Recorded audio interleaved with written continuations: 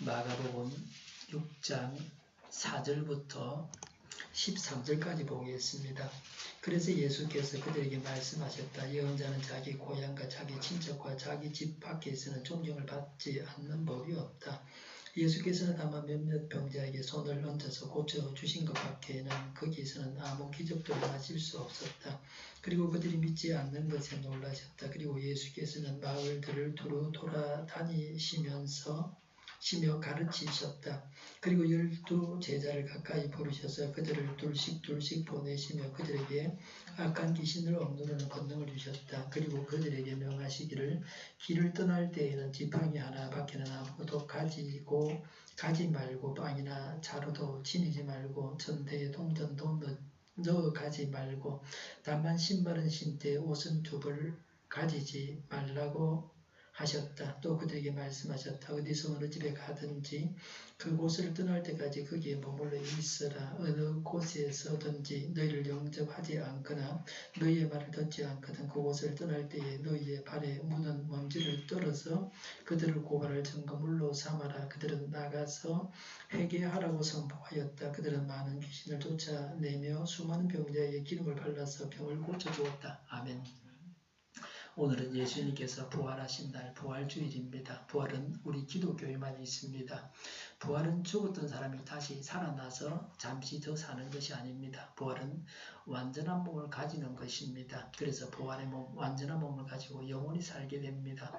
부활함으로써 구원받은 자가 됩니다. 예수님께서 고향에 가셔서 일하신 것에 대해서 말씀하고 있습니다. 예수님의 사역이 순탄한 대로를 달렸던 것은 아닙니다. 예수님의 사역에도 장애가 있었습니다. 예수님이 하신 말씀입니다. 4절에 보니까 예언자는 자기 고향과 자기 친척과 자기 집 밖에서는 존경을 받지 않는 법이 없다고 했습니다. 당시 헬라 세계와 유대인들에게 보편적으로 알려졌던 격언입니다. 이 구절은 선지자가 고향이 아닌 곳에서는 존경을 받는다는 뜻이 아닙니다. 선지자가 다른 곳에서 존경을 받기 힘들지만 더욱이 자기 고향에서 존경받기가 더 힘들다는 말입니다. 친밀함은 경멸을 낳는다는 속담처럼 가까운 사람일수록 존경하기가 힘들다는 것이 인간의 보편적인 심리입니다. 인간은 주위에 잘 아는 사람의 권위와 위신을 잘 세워주지 않으려고 합니다. 이기적이고 닫힌 시각으로 볼 때에 예수님의 신성을 발견할 수가 없었습니다. 친척과 자기 집이라고 한 것으로 보아서 예수님의 가족들까지도 전혀 예수님을 이해하지 못했습니다. 모치 마리아는 예수님이 제자들을 가르치는 동안 예수님을 미쳤다고 잡으러 오기도 했습니다. 예수님은 자기 나라에서는 사형수가 되셨지만 많은 이방인들이 예수님을 구세주로 믿고 있습니다. 고향 사람들이 예수님을 배척한 것은 그들의 불신과 편협과 협소의 결과였습니다. 이들의 배척은 우리에게도 경고가 됩니다. 우리는 그들과 같이 가오를 범하지 말고 예수님을 믿고 하나님의 일꾼을 인정하고 받아들여야 합니다. 예수님께서 행하신 기적에 대해서 말합니다. 5절에 보니까 예수께서는 다만 몇몇 병자에게 손을 얹어서 고쳐주신 것 밖에는 거기에서는 아무 기적도 행하실 수 없었다고 했습니다. 예수님은 고향에서 거의 기적을 행하지 못하셨습니다. 예수님의 고향 사람들이 믿음이 없어서 믿음의 기적이 일어나지 않았습니다. 믿음과 기적은 동명의 양면과 같습니다. 믿음이 있어야 기적이 일어납니다. 예수님 혼자서 기적을 행하시는 것이 아닙니다. 그러나 거의 모든 사람들이 예수님을 배척하는 중에도 소수의 사람들은 예수님을 믿었습니다. 지금도 우리에게 기적이 없습니까? 우리의 믿음이 부족해서 그런 것은 아닙니까? 예수님을 믿고 그래서 믿음의 기적이 일어나야 합니다. 예수님의 반응에 대해서 기록하고 있습니다. 6절에 보니까 그들이 믿지 않는 것에 놀라셨다고 했습니다. 하나님이 사람 되어서 오셨는데 당연히 하나님의 백성들이 예수님을 구원자로 받아들여야 합니다. 3절에 나오는 그런 이유에서 예수님을 거절하는 것에 놀라셨습니다. 인간의 논리가 하나님께서 보실 때는 어처구니가 없습니다. 전도하다 보면은 믿는 사람이 있는가 하면은 불신하는 사람이 있습니다. 예수 믿는 우리가 전도하면서 살아갑니다. 그런데 우리가 전도할 때에 여러 모양의 현장에 믿지 않는 자들이 있습니다. 예수님은 제자들을 전도하라고 보내시기 전에 믿지 않는 자신의 고향 사람들을 통해서 제자들을 교육하셨습니다. 지금도 하나님께서 주시는 은혜를 받기 위해서는 예수님의 고향 사람들처럼 해서는 안 됩니다. 우리의 선교 현장이 어떠합니까? 예수님이 하나님이시오 구세주라고 해도 도저히 받아들이지 않습니다. 교회 나오라고 해도 나오지 않습니다. 예수님의 사역에 대해서 말합니다. 6절에 예수께서는 마을들을 두루 돌아다니시며 가르치셨다고 했습니다. 예수님은 고향에서는 푸대접을 받으셨습니다. 그럼에도 불구하고 예수님이 하실 일을 다 하셨습니다. 예수님은 대접이 마땅하지 않으니까 나도 일하지 않겠다. 그렇게 하지 아니하셨습니다. 예수님은 일이 중요하고 대접은 부차적인 것으로 받아들이셨습니다. 예수님은 고향 사람들을 구원하기 위해서 두루 돌아다니면서 가르치셨습니다. 우리도 복음을 받아들이지 아니해도 그들을 위해서 우리가 기도하고 전해야 합니다. 전도는 왜 해야 합니까? 전도는 무슨 의미를 지니고 있습니까? 전도가 무슨 일을 일으킵니까? 이런 점들을 오늘 본문이 잘 말해주고 있습니다. 예수님은 고향 사람들이 불신하는 가운데도 6절 하반절에 마을들을 두루 돌아다니며 가르치셨습니다. 고향 사람들이 예수님을 배척했지만 예수님은 하실 일을 다 하셨습니다. 예수님은 몸소 실천하시고 제자들도 예수님처럼 하라고 명령하셨습니다. 예수님은 12제자를 파송하셨습니다. 7절에 보니까 악한 귀신을 억누르는 권능을 주셨습니다. 교통순경이 지시하는 대로 차들이 움직입니다. 왜 차들이 교통순경이 지시하는 대로 합니까? 교통순경은 권세를 가지고 있습니다. 예수님의 이름을 믿는 자들은 예수님의 권세를 가지고 귀신에게 명령하면 귀신이 두려워 떨면서 복종합니다. 이 세상에는 귀신들이 들끓고 있습니다. 귀신을 쫓아내어 복음이 전해집니다. 복음 전파를 위해서 주신 권능입니다. 13절에 제자들은 많은 귀신들을 쫓아냈습니다. 예수님께서 주신 권능을 가지고 귀신을 내쫓았습니다. 오늘날도 귀신을 내쫓는 일은 중요합니다. 내 마음과 생각과 행동 속에 귀신이 들어오지 못하게 해야 합니다. 주 예수 그리스도 이름으로 명하노니 사단아 물러가라 하면 사단이 떠나갑니다. 우리 안에 계신 예수님으로 인해서 우리가 이런 권세를 가지고 있습니다. 사도행전 19장에 보면은 바울이 능력을 행하는데 바울의 손수건이 스쳐도 병이 낫고 귀신이 떠나갔습니다. 제사장 스게와의 아들이 악기 들린 자에게 예수의 이름으로 명령했습니다. 악기가 달려들어서 몸도 상하게 하고 옷도 빼앗았습니다. 악기가 말하기를 나는 바울도 알고 예수도 알지만 너희는 모른다고 했습니다. 악기는 예수 그리스도를 알아봅니다. 예수 그리스도를 믿는 자들은 예수님의 이름으로 명할 수 있습니다. 우리가 이런 권세를 가지고 있습니다. 13절의 제자들은 수많은 병자에게 기름을 발라서 고쳐 주었습니다. 기름을 발라서 병을 고쳤다고 하는 것은 야고보서와 여기에서만 볼 수 있습니다. 기름은 성령님의 임재를 상징하는 것입니다. 전도자는 모든 사역이 성령님에 의존해야 합니다. 회개하게 하고 귀신을 내쫓고 병자를 고쳐줌으로써 전인적 구원이 이루어지게 했습니다. 오늘 우리에게도 이런 병고침이 있기를 바랍니다. 7절에 예수님은 제자들을 전도하러 내보내셨습니다. 집에 가만히 있으면 안 됩니다. 전도하러 나가야 합니다. 기다리고 있어서는 안 됩니다. 전도하러 나가는 적극성이 있어야 합니다. 7절에 예수님은 12제자를 둘씩 짝을 지어서 보내셨습니다. 왜 둘씩 짝 지어서 전도하러 보내셨습니까? 유대 사이에서 요구하는 정인의 수가 2-3명입니다. 그래서 둘씩 보내셨습니다. 듣는 사람의 입장에서도 두 사람이면 신뢰가 갑니다. 서로 협력하고 격려하고 힘이 되라고 둘씩 보내셨습니다. 결혼해서 부부가 된 것은 서로 협력하라고 부부가 되게 하신 것입니다. 둘이 한 팀이 되어서 전도할 때에 한 사람이 말을 하면 다른 사람은 마음속으로 기도하는 것입니다. 어떤 전도법은 3명이 짝을 지어서 전도하게 합니다. 3명은 젊은 사람, 나이 든 사람, 또 남녀를 모두 섞는 겁니다. 전도 대상자에 따라서 역할이 다릅니다. 가정을 방문할 때 여자가 문을 두드립니다. 남자가 두드리면 위압감을 느끼게 되어 있습니다.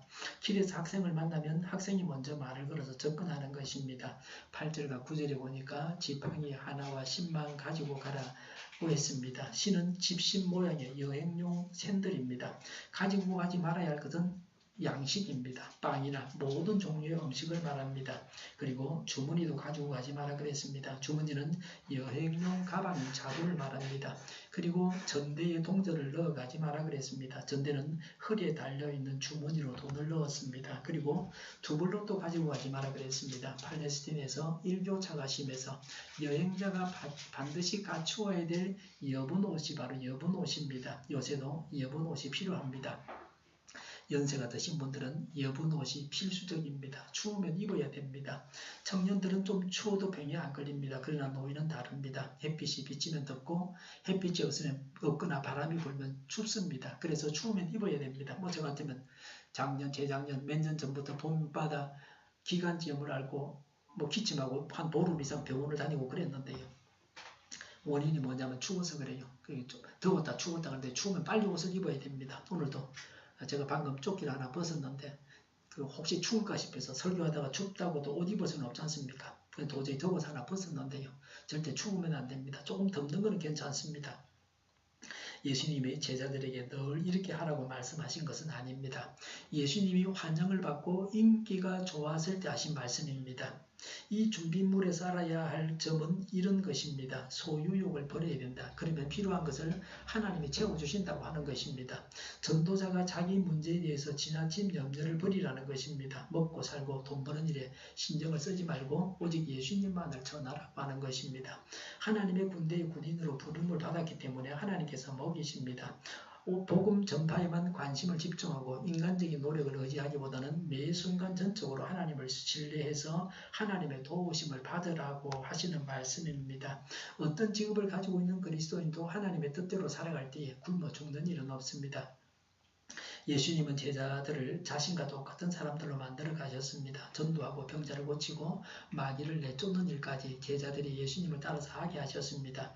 우리 그리스도인들은 예수님의 제자가 되어서 예수님처럼 해야 합니다. 우리에게서 예수님의 모습을 발견할 수 있어야 됩니다. 다른 사람들이 우리에게서 하나님을 볼 수 있어야 합니다. 이 말을 율법적이라고 생각해서는 안 됩니다. 예수님이 우리 안에 계시고 우리의 주인으로 계시기 때문에 당연히 우리를 통해서 예수님을 볼 수 있어야 합니다. 우리를 통해서 다른 사람들이 예수님의 제자가 되어가게 해야 합니다. 제자와의 비전을 가지고 제자를 삼아야 됩니다. 제자를 삼는 것은 목사, 전도사만 하는 일이 아닙니다. 모든 성도들이 하나님께 직접 나아갈 수 있는 제사장으로서 제자를 삼아야 합니다. 예수님은 제자들을 파송하셔서 일하게 하심으로 제자로 훈련을 시키셨습니다. 제자는 태어나는 것이 아닙니다. 제자는 훈련을 통해서 됩니다. 교회를 통해서 예수님의 제자로 훈련을 받아야 됩니다. 그래서 예수님을 따라서 제자 삼는 자가 되어야 됩니다. 복음서를 보면서 예수님을 본받아야 됩니다. 10절에 보니까 어느 집에 들어가면 그곳을 떠날 때까지 거기에 머물러 있으라 그랬습니다. 더 나은 대접을 받으려고 더 부유한 집으로 옮겨가지 말라고 말씀하십니다. 이렇게 해서 전도자가 사람들로부터 좋은 평판을 얻으라는 겁니다. 그래야 전도가 되기 때문에 그렇습니다. 자족하는 생활을 해야 됩니다. 좋은 반찬과 따뜻한 집을 마련해 주면서 부유한 사람이 사는 정도로 대접을 받든지 가난한 사람이 가난한 대로 대접을 하든지 그대로 그 집에 머물러 있으라고 하는 것입니다. 물질의 많고 적음에 따라서 집을 옮기지 말라는 겁니다. 대접을 받으러 온 사람처럼 하지 말라고 하는 것입니다. 부잣집을 원해서 가난한 집을 떠나가지 말아야 합니다. 가난한 집을 찾아서 부잣집을 떠나가지도 말라는 것입니다. 물질이 많고 적음에 따라서 움직이지 말고 물질을 초월해야 합니다. 우리가 전도할 때에 저 사람은 부자라고 나하고는 생활 정도가 안 맞아서 전도할 수 없다. 그렇게 해서는 안 됩니다. 너무 가난한 사람에게 전도하면 뭐하나 먹을 것을 주는 것이 더 낫지라고 해서는 안 됩니다. 아주 가난해서 전도가 필요 없는 사람도 없습니다. 부자나 가난한 자나 모두가 다 전도해야 합니다. 부자에게나 가난한 사람에게나 복음을 전해야 합니다. 그리고 친절을 무시하지 말라는 뜻입니다. 가난한 집에서 환영을 해주어서 잘 있다가 부잣집에서 오라고 한다고 해서 부잣집에 간다고 할 것 같으면 가난한 집의 친절을 무시하여서 마음의 상처를 주게 됩니다.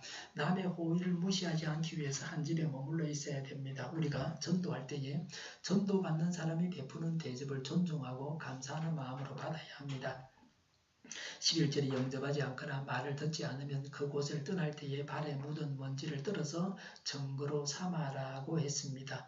발에 먼지를 떨어버리는 것은 유대인들의 간습입니다. 이방 지역을 다녀와서는 발에 먼지를 떨어버리는 것은 이방인의 더러움을 없애고 이방인의 가정함과 무관하다는 의미입니다. 이방 지역을 다녀와서 발에 먼지를 떨지 않는 것은 부정하다고 생각을 했습니다. 증거로 삼는다고 했습니다. 무슨 증거입니까? 예수님의 제자들이 이렇게 한 것은 복음을 거절하는 자는 멸망할 수밖에 없고 복음을 거절한 그 사람에게 책임이 있다는 경고를 하는 것입니다. 예수님이 보낸 제자들을 거절하는 것은 예수님을 거절하는 것입니다. 예수님을 믿지 않으므로 하나님의 심판이 임했으며 마지막 날에 하나님의 심판대 앞에서 복음을 거절한 자가 영벌에 처해지는데 전도자에게는 멸망의 책임이 없다고 하는 것입니다. 우리가 성령님의 인도를 따라서 애를 써서 열심히 자세하게 복음을 전했는데도 믿지 않을 때에 책임은 믿지 않는 그에게 있습니다. 불신 친구에게 전도하지 않았다면 불신 친구가 멸망받을 때에 책임이 전도하지 않은 나에게 있습니다. 전도하면 전도받은 사람이 복음을 거절하는 것은 물론이고 자신이 믿는 다른 종교를 믿으라고 권하기도 합니다. 불교나 천도교나 남녀 호랑개교를 믿으라고 합니다. 이런 권유로 인해서 우상숭배가 나에게 묻지 않도록 완전히 떨쳐내야 합니다. 본문은 제자들의 사역에 대해서 말씀하고 있습니다. 12절에 제자들은 회개하라고 선포했습니다. 회개는 매우 중요한 것입니다. 구원받기 위해서 필수적인 과정이 회개입니다. 회개 없이는 천국도 없습니다. 회개는 신앙을 가지기 위한 준비 단계입니다. 예수님을 믿어서 천국 가기 위해서 반드시 거쳐야 하는 과정이 회개입니다. 우리 모두의 문제가 회개입니다. 한국 교회의 문제가 회개입니다. 진정으로 회개한 사람들이 모였다면 교회의 모습이 지금과는 완전히 달라져 있을 것입니다. 믿는 것인지 안 믿는 것인지 알 수가 없습니다. 교회에 속해 있고 그리스도인이라고 하고 때로는 지도자라고 하지만 내막은 전혀 딴판일 수 있습니다. 회개는 참여하는 것입니다. 자기 죄를 부끄러워하고 뉘우치는 것입니다. 그리고 회개의 의미가 더 있습니다. 회개는 방향을 전환하는 것입니다. 예수님을 불신하던 자가 예수님을 믿는 것으로 바뀌어지는 것입니다. 회개는 마음을 고치고 그 고친 마음에 맞춰서 행동하는 것입니다. 예수 믿기 전에 행동과 방식을 버리고 자기 중심의 생활을 버리고 하나님 중심의 생활로 변화되는 것이 회개입니다. 회개는 잘못되었다고 느끼는 것으로 그치는 것이 아니라 완전히 바뀌어지는 것입니다. 그래서 회개한 사람은 많지 않습니다. 우리 자신이 회개해야 되고 다른 사람에게도 회개하라고 선포해야 합니다. 우리가 구원받은 것은 믿음으로 된 것입니다. 믿음은 지식과 감정과 의지가 따르는 회개로 말미암아서 예수 그리스도를 메시아로 고백하는 것입니다. 회개했습니까? 회개함으로써 복음을 받을 준비가 되어 있는 것입니다. 그리스도인이 회개한 자의 생활을 해야 불신자에게 회개의 복음을 전파할 수 있습니다. 회개함으로 하나님의 나라가 임합니다. 회개하는 심령이 하나님의 나라입니다. 회개함으로 심령 천국을 이루고 내 마음이 천국이 되게 해야 합니다. 13절에 제자들은 많은 귀신을 쫓아내었습니다. 예수님이 행하셨던 권세를 제자들도 행했습니다. 예수님이 보내셨기 때문에 예수님 자신과 같은 권세를 주셨습니다. 예수 믿는 우리가 귀신을 내쫓을 수 있습니다. 귀신이 쫓겨감으로 우리에게 하나님의 권세가 있다는 것과 하나님의 나라가 이미 임한 것을 알 수 있습니다. 우리는 귀신이 쫓겨가서 없는 천국에서 사는 천국 시민입니다. 우리에게 시시때때로 일하는 귀신을 우리가 내쫓아야 합니다. 불신 세상 사람들은 귀신을 따라서 살아가고 있습니다. 교회에 속해 있어도 타락한 사람들이 있습니다. 하나님의 일을 하다가 귀신의 일도 합니다. 하나님의 일꾼인데도 귀신의 일도 하고 있습니다. 예수님의 제자들이 했던 세 번째 일은 병고침이었습니다. 병고침은 신유다, 믿음의 치유라고 합니다. 오늘날도 병자가 고침을 받습니다. 마지막 날에 예수님이 재림하실 때에 저처럼 안경을 쓴 사람도 안경을 쓰지 않고도 정상 시력이 됩니다. 모든 병이 사라지고 건강해집니다. 예수님의 제자들이 병을 고쳐줌으로 마지막 날에 완전한 몸을 입을 것이라는 사실을 말해줍니다. 제자들이 병을 고쳐줌으로 하나님 나라가 이미 임했다는 것을 알 수 있습니다. 지금도 신유의 은혜 가운데 병 고침을 받아야 합니다. 그리고 건강한 생활을 해야 합니다. 건강을 해치는 일을 삼가야 합니다. 제가 지난 수요일 오후에 샤워를 한 3시쯤에 하고 얼굴에다가 올리브 기름을 바르고 잠시 전도한다고 나왔는데요. 수요 기도일을 하는데 눈 가해를 자꾸 비비게 되고 따가웠습니다. 얼굴에 바른 기름에 미세먼지가 묻어가지고 그랬던 것 같습니다. 화장실에 가서 얼굴을 씻고 나니까 좀 괜찮았습니다. 미세먼지가 많은 날에 얼굴에 화장을 하면 먼지가 더 많이 묻을 것입니다. 미세먼지가 많을 때에 안과에도 환자가 많다 그럽니다. 안경을 쓰면 좀 나을 것입니다. 먼지가 안경에 닿으면서 눈에는 좀 보호가 될 겁니다. 늘 밝은 공기를 주십사고 간구해야 됩니다. 나라에서 물 청소를 하는 차로 길바닥에 가라앉은 먼지라도 제거하면 좋겠습니다. 롯데백화점 강복점에 가보면은 계단을 내려갈 때 왼쪽 편에 벽에 물이 흘러내려오고 있습니다. 이런 시설을 많이 만들고 분수 같은 걸 만들고 그러면 미세먼지 제거에 도움이 될 것 같습니다. 하나님께서 기적적으로 능력으로 병을 고쳐주십니다. 동시에 건강한 생활을 하므로 하나님의 뜻대로 건강하게 생활하는 복을 누려야 합니다. 믿음으로 받아들이지 않는 사람들을 만났을 때에 더욱 예수님을 전해야 합니다. 복음을 전하는 일을 포기해서는 안 됩니다. 안 믿겠다고 하니까 주저앉아서 이제 전도 못한다고 할 것이 아니라 믿지 않고 믿음을 거절하며 믿음을 거슬러서 반대함으로 더욱 예수님을 전해야 합니다. 예수님을 전하려고 할 때에 먼저 알아야 할 일이 있습니다. 예수님을 전해도 믿지 않는 자들이 있다는 사실입니다. 예수님을 전해도 믿지 않을 때에 전도를 멈출 것이 아니라 오히려 더 열심히 전도해야 됩니다. 하나님의 권능을 가지고 복음을 전해야 합니다. 불신은 떨쳐버려야 합니다. 사소한 일은 무시해야 됩니다. 가장 중요한 일이 전도입니다. 오직 전도에 전념해야 됩니다. 오늘도 기도하는 가운데 영혼을 구하고 하나님께서 기뻐하시는 일을 행해야 되겠습니다. 우리가 전하는 천국은 단지 영혼만이 행복해지는 부분적인 것이 아니라 육신의 병이 고침받는 것이요 귀신이 쫓겨가고 회개하여서 도덕적으로도 남에게 존경을 받으며 살아갈 수 있고 하나님과도 바른 관계를 맺습니다. 이런 모든 것들을 다 갖춘 것입니다. 내 마음속에 하나님 나라가 임하고 천국을 누리면서 불신자에게 전도하여서 하나님 나라를 확정시켜야 합니다. 불신자가 회개하고 귀신이 달아나고 병자가 고침을 받아야 됩니다. 우리에게도 이런 일들이 일어나기를 간절히 바랍니다. 전도해야 되겠습니다. 기도하겠습니다. 전도하는 저희가 되게 하여 주시옵소서. 여호와께서 집을 세우지 아니하시면 세우는 자의 수고가 헛되며 여호와께서 성을 지키지 아니하시면 파수꾼이 깨어있으며 헛되도다. 예수님의 부활로 천지 만물을 새롭게 변화시키시는 하나님 아버지, 지난 고난주간에도 경건한 마음으로 예수님의 고난에 동참하는 감격을 주셨음을 감사드립니다. 부활절을 기념하여 예물을 드리는 성도님들의 정성스러운 손길에 풍성한 하늘의 응답의 선물로 채워주시옵소서. 부활의 기쁨을 나누며 예수님의 성질을 찬송하는 마음으로 여러가지 모양으로 부활절 예물을 드립니다. 하늘의 신령한 복의 복으로 채워주시옵소서. 병마와 사고로 시험과 좌절로 예수님을 저를 찾지 못하는 자들에게 속히 회복되는 은혜로 치유하시고 새로운 비전을 꿈꾸게 하여 주시옵소서. 예수 그리스도의 부활의 선한 역사를 만민에게 선포하게 하여 주시옵소서.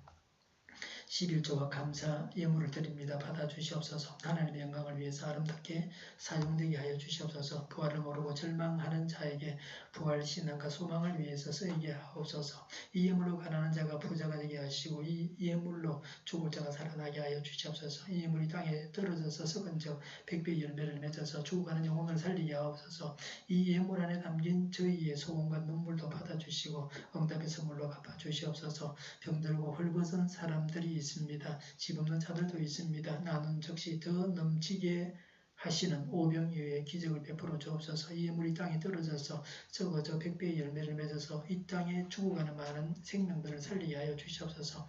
우리 동일교회가 만군지하게 하여 주시옵소서. 예수 이름을 명하노니 모든 병만은 물러가고 몸의 모든 부분들을 온전하게 될지어다. 지금도 신유의 기적을 베푸셔서 저희의 질병을 고쳐 주시옵소서. 저희고 교육의 나라의 민족을 불쌍히 여겨 주시옵소서. 공부한 학생들에게 하나님의 지혜를 주셔서 앞서가게 하시며 요구하는 자녀를 보호하여 주시옵소서. 가르치는 분들에게도 주님의 지혜와 능력을 복음을 가르치게 하여 주시옵소서. 신앙의 자유를 누리며 살게 하시며 하나님을 대적하는 세력들이 바로 망하게 하여 주시옵소서. 국회가 하나님 기뻐하시는 법만을 만들게 하시며 반성경적인 모든 법과 내기들이 즉시 사라지게 하여 주시옵소서. 대통령이 통치를 잘하게 하시며 에너지 정책을 신앙정적으로 세워서 집행하게 하여 주시옵소서. 지진이 일어나지 않게 하시며 출산율이 올라가고 맑은 공기를 마실 수 있게 하여 주시옵소서.